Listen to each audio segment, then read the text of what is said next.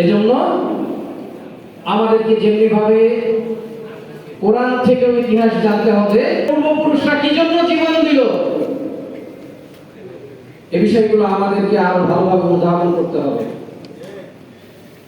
আমাদের দায়িত্বশীল যারা শহীদ হয়েছেন তাদেরকে কারাগারের ভিতরে যে পর্যন্ত মন্ত্রিত্ব অফার দেওয়া হয়েছিল,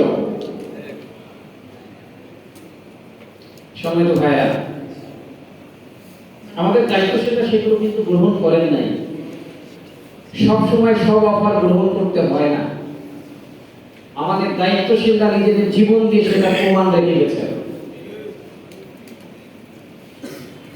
আপনি রাস্তায় নামলে আপনার পরিচয় পেলে এখন হাজার হাজার ছাত্র ছাত্র শিবির করতে চাইবে।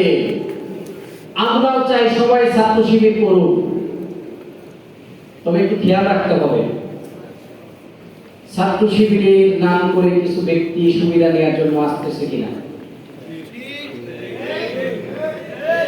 এখন আমাদের সাংগঠনিক প্রোগ্রামে যারা আসছে অ্যালার্জি হবে, সাথী সমাবেশে আসতে গেলে যারা অজুহাত আছে, ইসলামী ছাত্র শিবিরের ওই সাথীর কোনো প্রয়োজন আছে বলে আমি মনে করি না। আমাদের মনে আছে 2012 সালে শেখ এনামুল কবির ভাই যখন মহানগর সভাপতি, আমরা থানা সভাপতি, মতিঝিলে মিছিল দেওয়া হলো। মিছিলের পরে মহানগর সভাপতি সব থানা সভাপতি ভাইদের ডাকলেন, এক মিটিং এ বসে 80 জন ভাইকে বাতিল এবং 120 জন ভাইকে মুলতবি করা হয়েছিল। তারপরের দিন থেকে ঢাকা মহানগরী ইতিহাস চেঞ্জ করার জন্য বাংলাদেশ ইসলামী ছাত্র শিবির ঢাকা মহানগরী পূর্ব একক ভূমিকা পালন করেছিল, শুধুমাত্র একটা সিদ্ধান্তের কারণে। সাংগঠনিক যে কোনো কাজের ক্ষেত্রে যার দুর্বলতা থাকবে, আর বর্তমান পরিস্থিতিতে এসে আল্লাহ রাসূলের হাদিস আমাদের মনে রাখতে হবে যে আল্লাহ রাসূল বলেছেন, যে ব্যক্তি ফজরের নামাজে যেটা দুর্বলতা প্রদর্শন করে সে ব্যক্তি আল্লাহ রাসূলের যুগে আল্লাহ রাসূলের সাহাবীরা তাদেরকে মুনাফিক মনে করত। কি মনে করত? মুনাফিক।